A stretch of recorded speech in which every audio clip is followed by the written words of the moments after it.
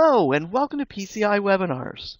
Today's webinar, Marketing Your Programs and Services to Millennials with Jez Layman. Jez is an adult services librarian in the West Chicago suburbs. When she's not on the reference desk, she's planning programs for 20 to 30-somethings, creating readers' advisory resources, or teaching classes on job hunting. She has a deep love for audiobooks and has a spreadsheet for every occasion. Coming to you now from Chicago, it's Jez Layman. Thank you. All right, good morning, everybody. It's nice to see that we've got a good variety of people from all over the country. That's exciting to me. So hopefully we can get you started with some programs to market to your millennials and Gen Z. So the first thing I want to go over is, here we go. Although it doesn't show very well. There we go. So I just want to go over real quick, what are we using when we use the term millennial, because it gets thrown around a lot and has lots of different meanings to different people. So when I say millennial, I'm speaking of people born between 1981 and 1996, which puts them ages 22 to 37. So we hear a lot that, millennials are teens or, technology obsessed. These are actually people in their 20s and 30s who have careers, who maybe have their own families. They might have kids in school themselves.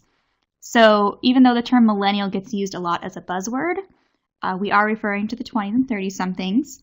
I'm also going to talk a little bit about Gen Z, which is the generation that comes behind the millennials, and that's people born in 1997 to 2012, so roughly ages 6 to 21. So they are all over the place. But I'm mostly going to be talking about the older teens and 20-somethings. So before we go too far, I just want to tell you about my experience working with 20 and 30-somethings. So for about 4 years now, I've been planning programs specifically for our 20 and 30-somethings at my library. So we've done all kinds of things. We do a variety of life skills classes. We do lots of art programs. Game nights are very popular. There's a huge variety. I usually tell people I do everything from budgeting to blanket forts because I have done both. So I have about 4 years experience, and when we first started, we had never really worked with this group specifically. They had always just been lumped into adults, but the way that you market to a 20-something versus somebody in their 70s is completely different. So we had a bit of a learning curve, and even though my library has a marketing director, I ended up taking on the bulk of the marketing to our 20-somethings because it was so different from what we were normally doing, and I was the one that was working directly with that audience. I also have a background. I run a blog teaching life skills to people in their late teens and generally early 20s, but every now and again I'm able to help out some people that are older.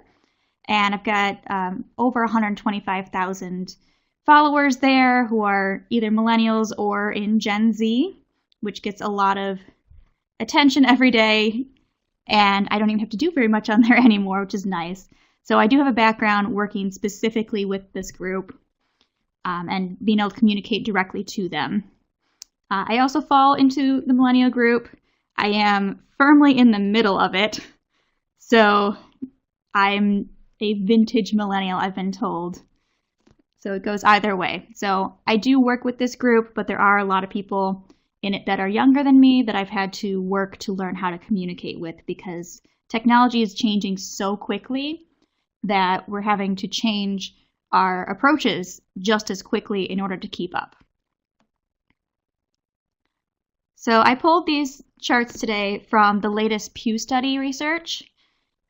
This one is talking about different ages of people who come to a library or visit in the last year. And millennials do lead the way with this. About 53% of people have visited a library in the last 12 months and have visited the library website. There's 41%. So they're using the website a little less than they are the actual library, but this could be because they are going directly to our resources online or stopping in the building for, ideally, an event, but could be for books or anything else. So you do see that there's a bit of a drop-off, even though the people we normally work with in the library, or at least at my library, I work in adult services, I tend to work with primarily seniors. And partially that's because those are the people that are available during the day. But even so, we get a lot of people who are using the library that we don't necessarily interact with as much. And the Millennials and Gen Z definitely fall into this category because they are tech savvy and they are low on time as well. So they tend to use the library's resources on their own. It's self-directed. So we don't get to interact with them as much, which is why marketing is really important here, because we have to reach them somehow if they are not coming to us. So what can we offer millennials? I think it's important to start here rather than go into the different types of marketing, because we need to know what they're interested, what we can sell to them. I would say the most important thing to know about this generation is we are seriously broke. The economy had a downturn about the same time that we were moving into the workforce. We have so much student debt, and generally there's just a lot of need for free resources. We can cut our bills wherever we can. So the more free things you can offer, the more likely you are to get this age group. And who doesn't like free things anyway? So we do have book and movie rentals, as well as streaming services that they can access from home or on their devices. We offer readers and viewers advisory. So if they really like something, we can give them something else to check. This is especially important considering we are in the age of binge watching. So you go through things very quickly, all in one burst, and then you finish and you don't know what to do next. So we can offer new experiences for them, different things to try. We do have video games. There's a lot of libraries that have technology that you can check out. My library has media devices. We've got projectors. We have musical items, instruments. We have gaming consoles. It's a little of everything. So if you can't afford it yourself, or if you don't want to commit to something, maybe it's something you use only once, you don't want to buy it, libraries are a good resource for that. We also have downloadable ebooks and audiobooks that they can access from home or really anywhere they have Wi-Fi. So it's great to take on trips. It's also good because audiobooks, especially downloadable ones, have seen a big resurgence because of the popularity of podcasts. So your users are already used to listening to everything. So that's a good thing to sell. Life skills classes are very important to this group because when they were in school, this was a time of economic depression, and a lot of the humanities courses were being cut. So what some people may have learned in school in terms of budgeting, cooking, things like that, did not get taught to this generation. So life skills classes are very important, whether you call them life skills or adulting, they are needed. Socialization is huge for this group because it is hard to meet people when you're moving from town to town, as this generation is like to do at this time in their life, because they're moving for careers, they're moving for marriage, they're getting out of school.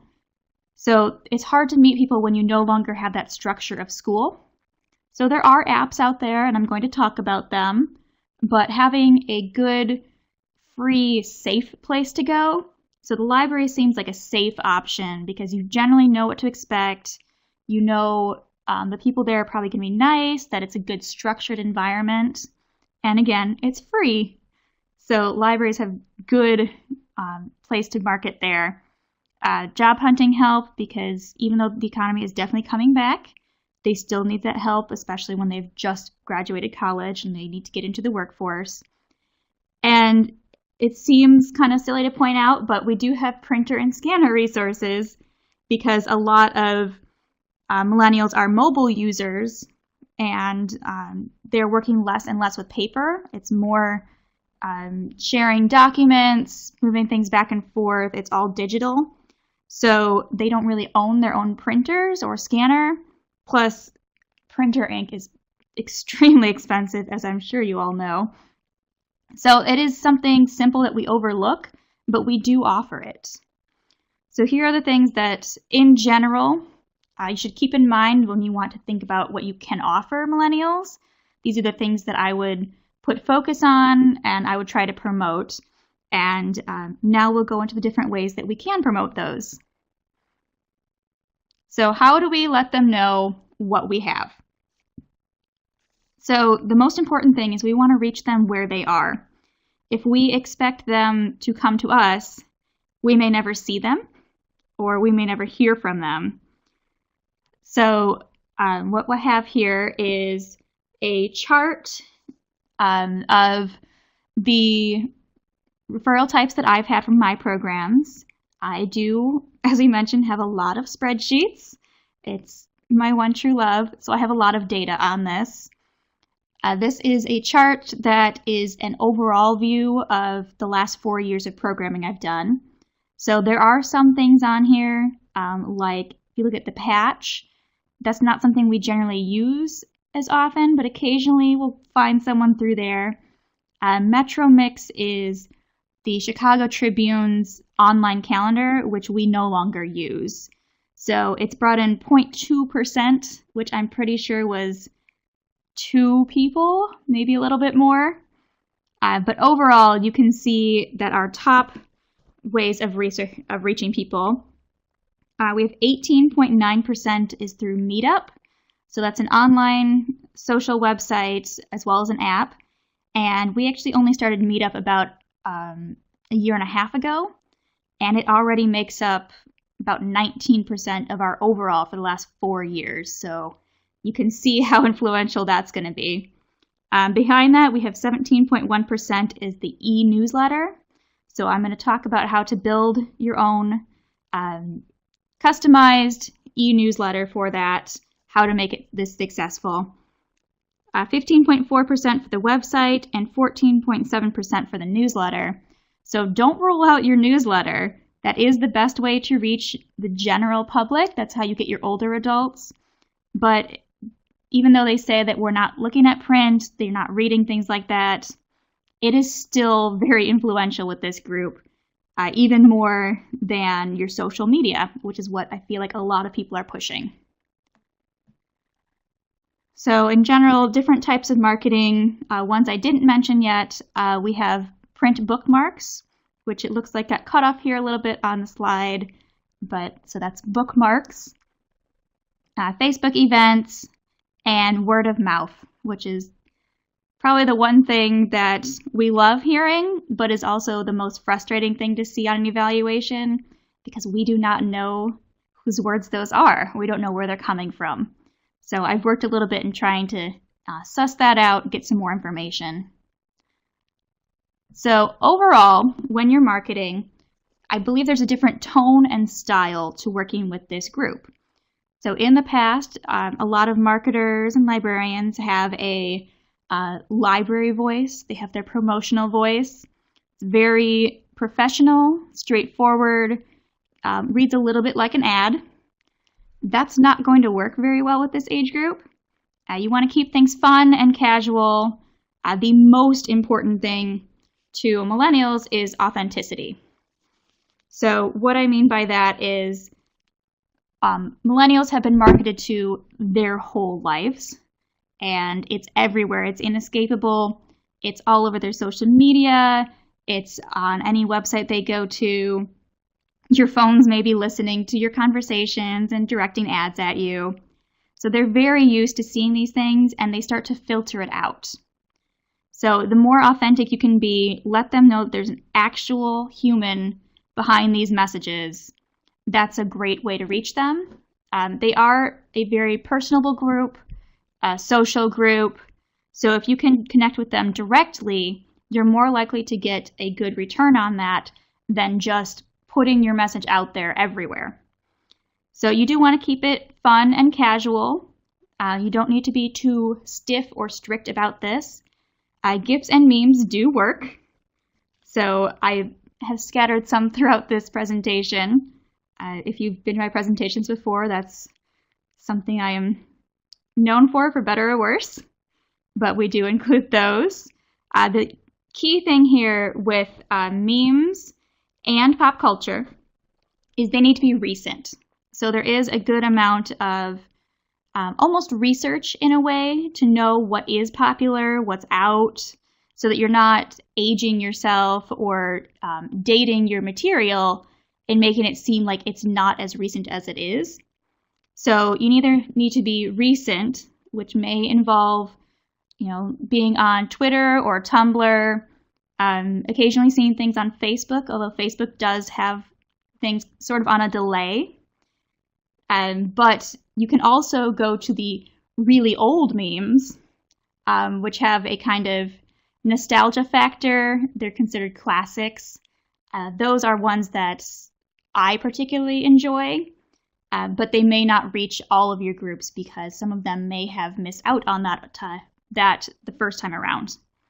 Nostalgia is huge with this group, especially those who grew up in the 90s, so the earlier end of this, the ones that were born in the 80s, because technology changed so quickly and changed so much that we were kind of the last generation to play outside, to not grow up with a telephone in their pocket at all times, to not always have the internet at home.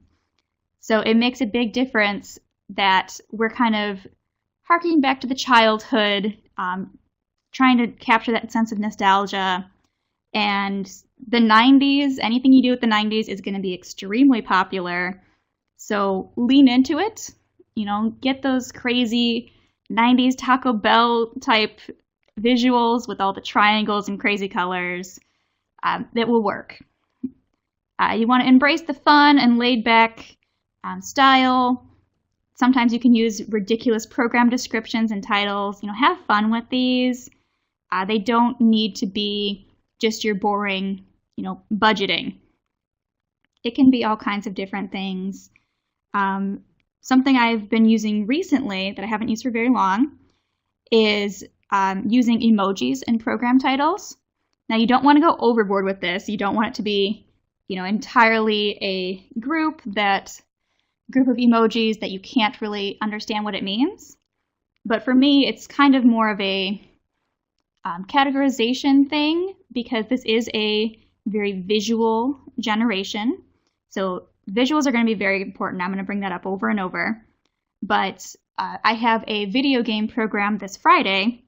So when I posted it online, I just have the little emoji of the video game controller at the beginning of the description of the program title. That way people can look at it and automatically know, okay, this is a video game program, because the program itself is called Plug In and Play. So that may not be the most helpful title in finding people who don't know what it is, but it is kind of a fun title to play with. I do the same thing with the art programs. They've got the little palette emoji. I've got a cooking program with the chef emoji. So I've been using it kind of as a categorization, just to kind of clue people in right away to what they might be interested in. And it just makes the titles more fun, especially when you're looking at everything on a mobile device, which is what the majority of Millennials and Gen Z users are doing. Again, going back to the authenticity and personalization, treat everything like it's a conversation, not like it's an announcement. You don't want to be acting like you're using it as a bullhorn and just putting the message out there to whoever seems to be in listening distance. You want to actually try to connect with people and, send them messages back and forth. Use these social media platforms and your emails to actually communicate with your users and invite them into conversation too. Ask questions, get some answers, get a dialogue going. It's not just, blasting the message out into nowhere and hoping someone responds. So I'm going to start with print marketing. So even though we hear a lot that millennials are not using print anymore, that they are glued to their devices, they are less likely to read your newsletter than possibly the other older ages of adults, but that doesn't mean you should ignore it because, again, as I mentioned, about 15% of the people who have come to my programs have been referred from our print newsletter. So I know some libraries no longer have print newsletters, or you can only get them within the library. That is going to make it hard to reach people outside of the library if they need to come in to get the information. And there are other ways to reach out, but at least for my library, we still have a print newsletter. We send it out to everyone who lives in the area, and that's a good way to reach people who are not library users, who are not registered with us. We don't have their information.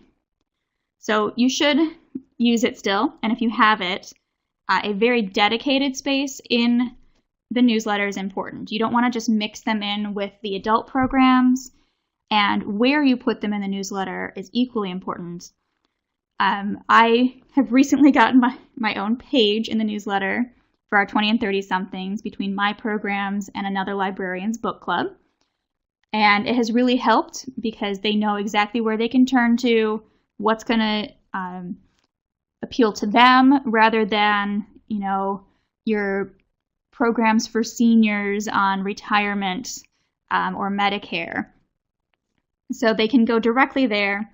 But where you place this is also important because generally in the past, my programs have been put wherever they fit in the newsletter. And occasionally this ends up putting them near the teen pages or near the technology pages.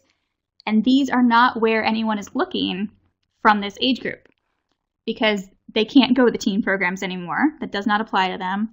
And they don't need the same kind of technology programs that everyone else does. They don't need your introduction to computers or your beginning internet. They don't need Microsoft Word. So they're not even looking at those pages. So to place it between those or too close to something else is not going to work. They're not going to know it's there unless they're specifically looking for it. So we like to put them next to the adult pages because they are adults and they should be included there. But they do have a separate section that highlights them a little bit more prominently. We also have bookmarks that are printed. It's a good passive resource. We put them in the collection. We have a special collection for 20 and 30-somethings, and we actually put them in the book so that if they check out that book, if it's something they're interested in, they may be in that age group. Maybe they're not. Maybe it's someone else, but they could know somebody in that age group. But it's for the people who use the collection but rarely interact with staff. Because Millennials and Gen Z are both what we would call a high-use, low-touch population. So this means that they are using the library a lot, but that they are not interacting with the librarians, with the building itself. They find their books online through the catalog. They place holds. They pick them up from the hold shelf, use self-checkout, and they are out of the building in under 5 minutes, and they don't talk to anybody. And that works out great for them because they have limited time. They know that they're not going to be wasting any of that time going to the library and not finding what they like. There's not that same browsability that there is with other generations, although you will see some people wandering through the stacks, and that's great. But overall, they use the library a lot, but they do not interact with us very often, which is why you hear a lot of librarians saying, well, we don't have millennials here. They don't use us. They are using your library. They're just not using you as their primary resource. So we like to use more passive marketing, and that's where the bookmarks come into play. So we put them inside the books. So if someone is checking out that book, it's something they put on hold, they still get that marketing they can take home. Just having a takeaway is really important because just seeing one thing one time will not make you sign up generally unless it's something really important to you. Overall, you need to see the same thing multiple times I believe the key term that's thrown around is 7 times. You need to see something advertised 7 times before you will act on it. So giving them that bookmark to take away with them, they may use that when they're reading and see it a few times, or just having it to remember, oh yeah, I was going to look into that. Is my schedule open? That's really helpful. We also just have them around the library for people to take at any time. They don't need to be only in the books. The way we set this up is on one side we have all the programs listed for the season. On the other side we have all of the book club titles and where they are meeting and when they're meeting. So we do update them by season rather than printing specific things in those books or in those events. It saves on paper, it saves on our time, but you can also market a lot of things at the same time. We have a question that if you put the bookmarks into a book a millennial has on hold, how do you know that they are millennial? The books we're putting the bookmarks in are in a specific collection in our library that is, it's called the Gen Lit collection for 20 to 30 somethings.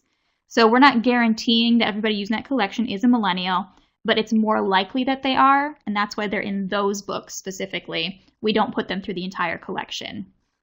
We also put them in the books that are held for our 20s and 30s book club, because those ones we know are there.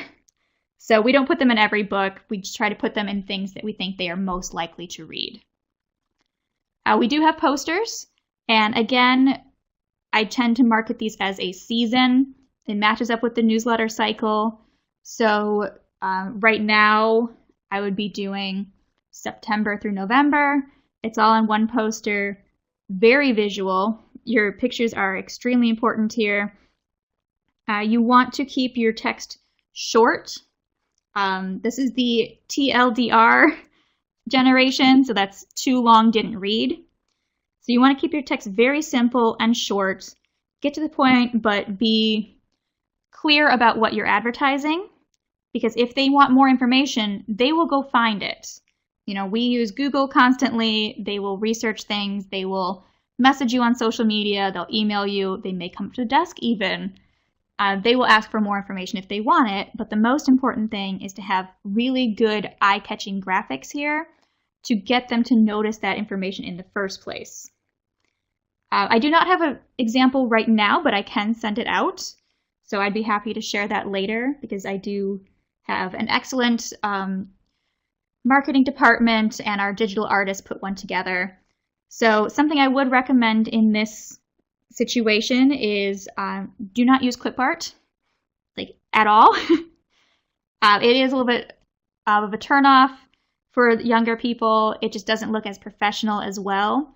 So stock photos are great for this. If you have pictures of your actual users, that's fantastic. You know, they like to be noticed, they like to be included. It's a good way to promote your specific library. But general stock photos work just as well. I use Library Aware, which I'll talk about more, but I also use the website Pexels, that's PEXELS.com, which is a great resource for free stock photos that you don't need to worry about the copyright on them. They are all Creative Commons. So yes, use stock photos, use good graphics to match up with the programs to kind of catch their eye. These I do hang up in the library.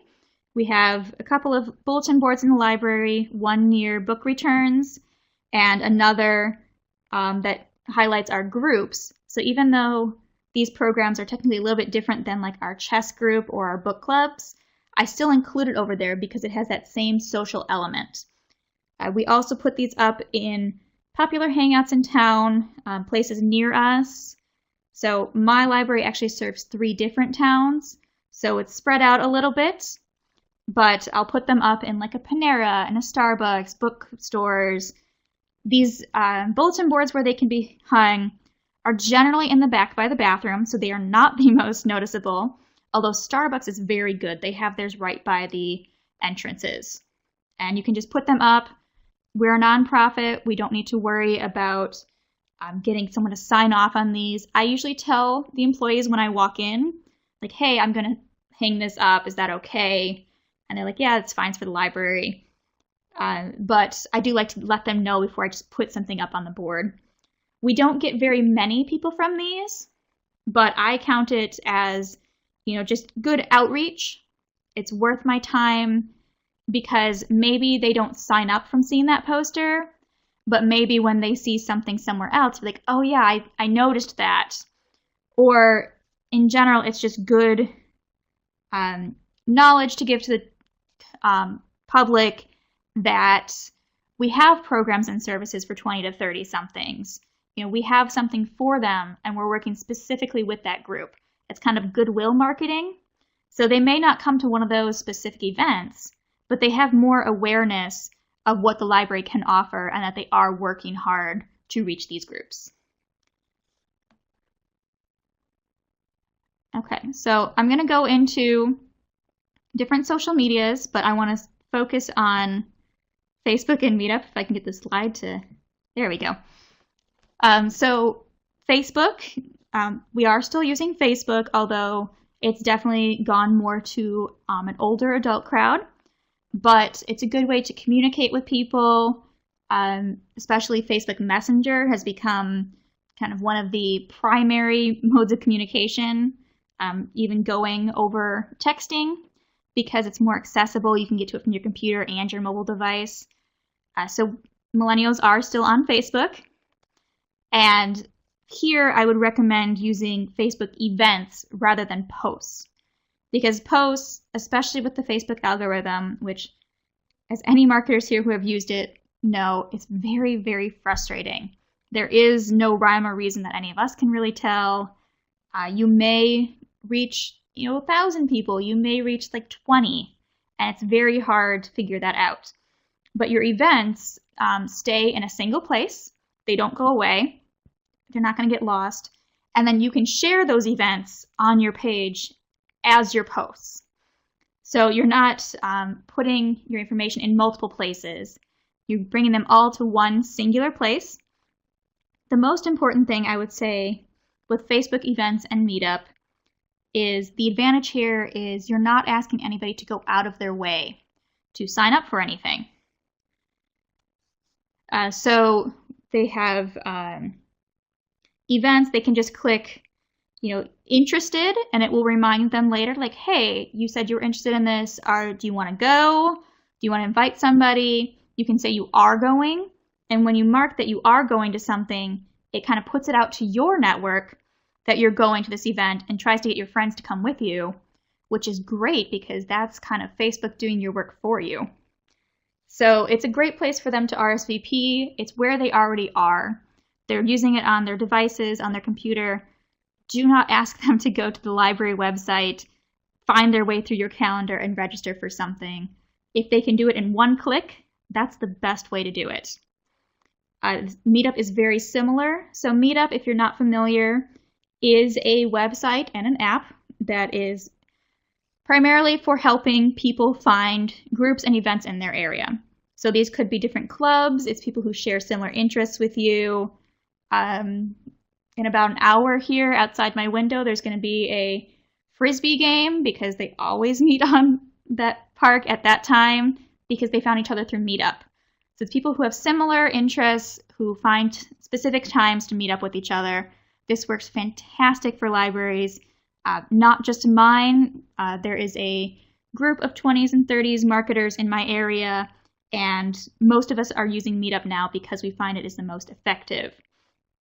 As I mentioned at the beginning, about 19% of my overall referrals are from Meetup over the last 4 years, but I've only been using Meetup for about 18 months.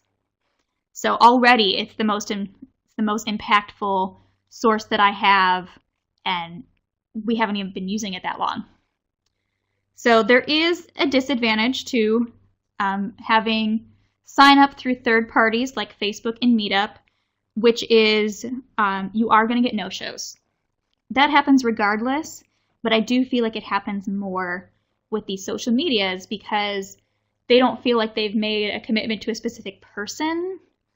And it is easy for them to change their sign-up status. They can cancel. They can send you messages letting you know they'll be late, and they do use that, and I find that very helpful.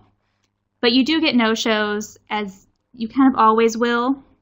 But the harder part for this for librarians, especially those who have done programming for a long time, is that you need to track multiple sources to figure out what your registration number is.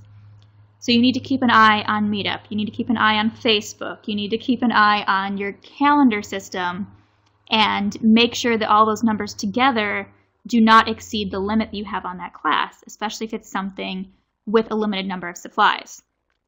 So if I have something that is very limited, if you can only get like 12 or 15 people in the class, I don't put it on Facebook because Facebook does not let you limit the number of people who can sign up. So I find that a little bit more difficult. So I don't use that, but I do still use Meetup. And I put in the description for Meetup, in order to save your space, please register on the library website. And I put the link there.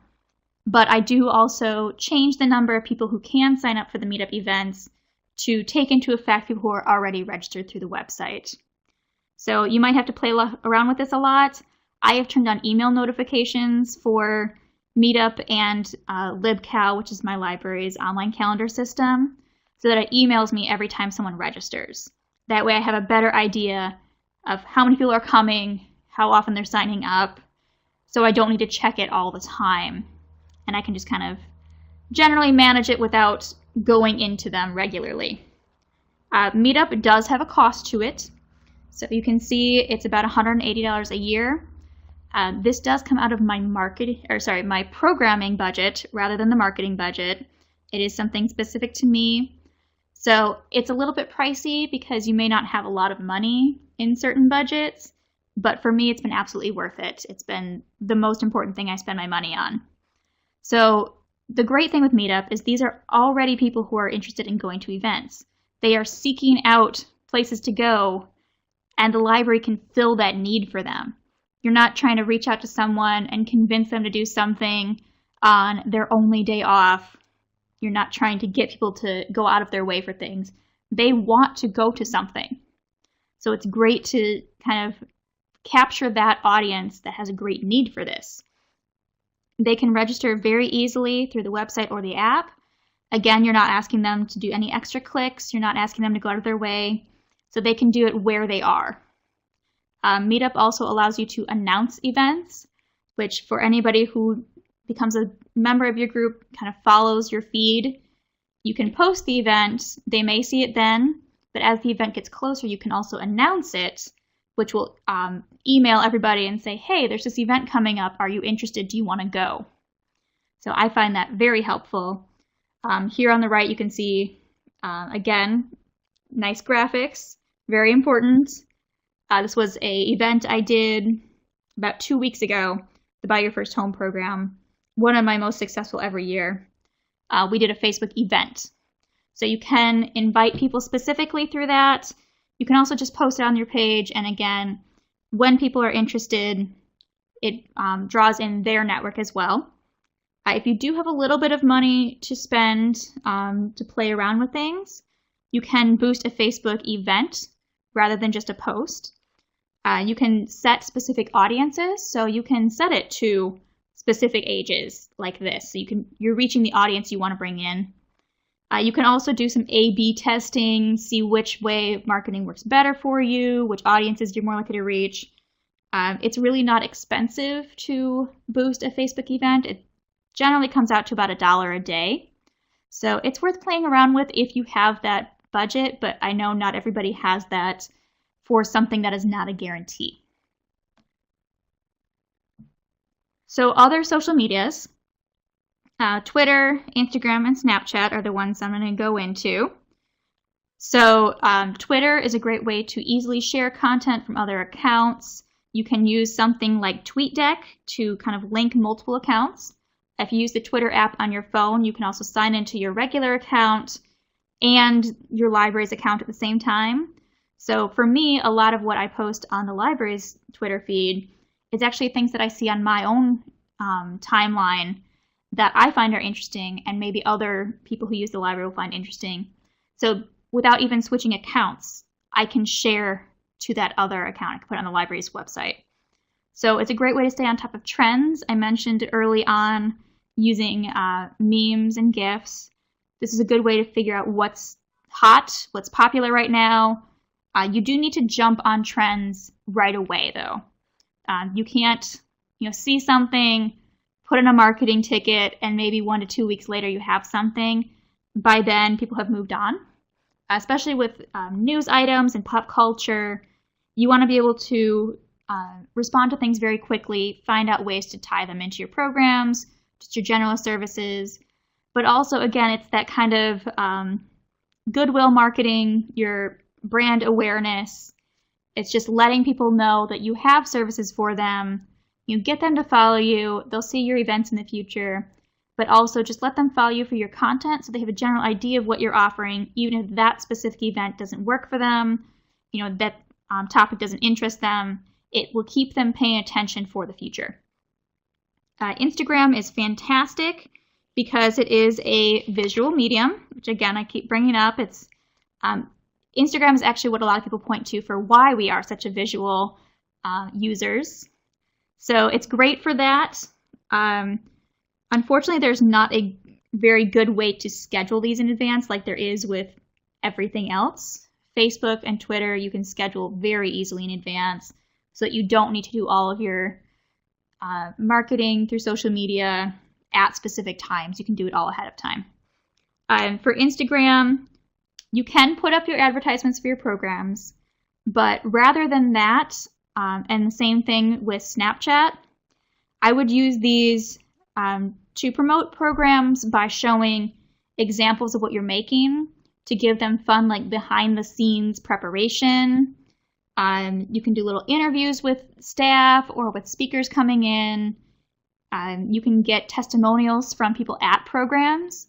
So you may not be marketing the specific program you have coming up, but if they like what they see from that, and take videos and pictures during programs as well, that's very important.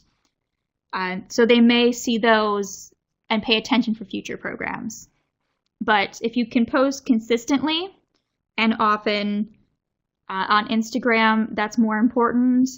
That, in the last month or so, my library has been working with Book Riot's Riotgrams challenge. There's a different challenge every day. We have gotten a huge boost of followers from that because we are offering something consistently. It's a little bit more fun. It's that less structured, more laid-back tone that I was talking about earlier. So if you can be posting things in advance, get people excited, get them interested, especially if it's a step-by-step thing or something that changes regularly, they'd be like, once you start doing it a couple times, they will tune in to see like, oh, what are they doing today? Like, what's the post going to be now? Which is why posting things regularly like Riotgrams kind of creates a snowball effect. It gathers more people the longer you do it.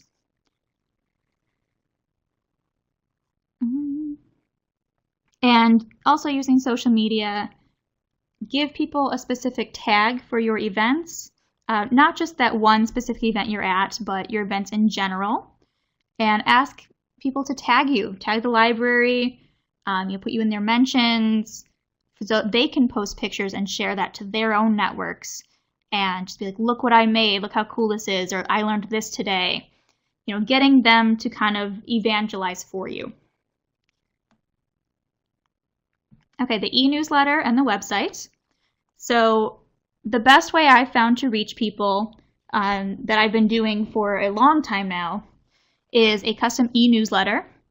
So mine includes upcoming events, book club meetings, what we're reading, new releases in the collection that I think would interest this group.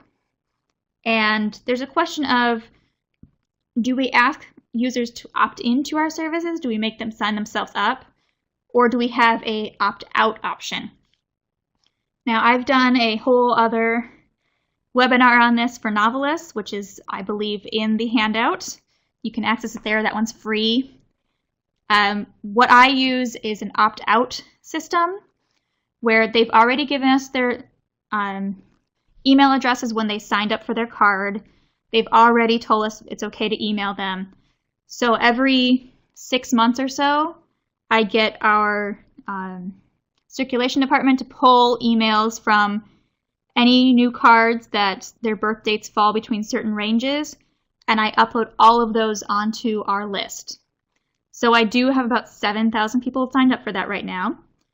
I get about a 20% open rate, which is fairly consistent across e-newsletters.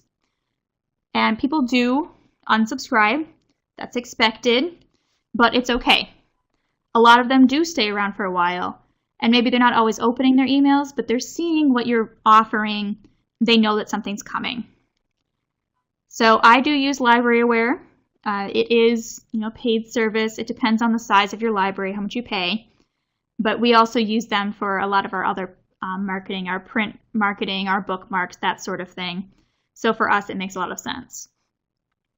Constant Contact and MailChimp are other options. MailChimp is free up to 2,000 subscribers.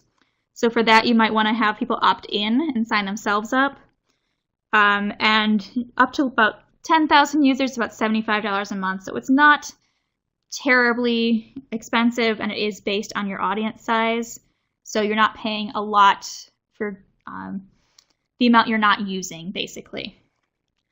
So what I do with these newsletters is very laid back, a lot more fun than our other things. It's kind of a chance for me to just be creative, find different jokes, memes, GIFs. I change the descriptions. They don't match what's on our calendar, but they're just a little bit more fun. So I use those. I send it out close to the events. So something in general you want to know is to advertise soon to the, close to the events, not too far in advance, because there are so many options for this group and things they could be doing.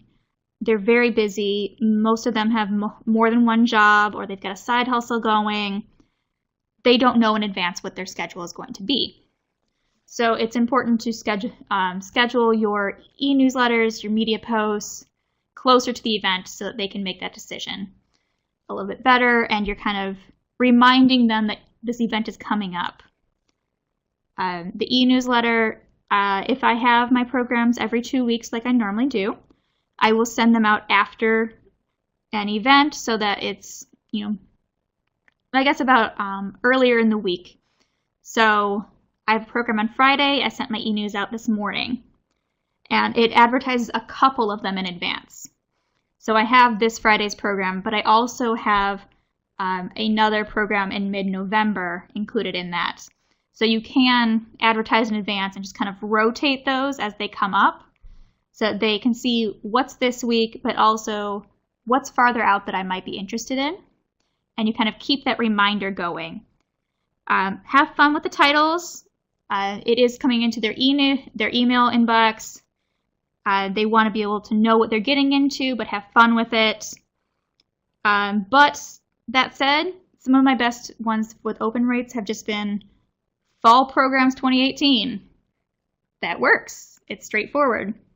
Try not to have too much fun with it, because there are a lot of commercial sites that do this that I feel like have kind of crossed a line in some way.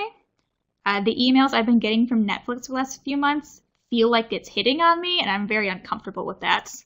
So be friendly, be open, but don't be too pushy and anything like that.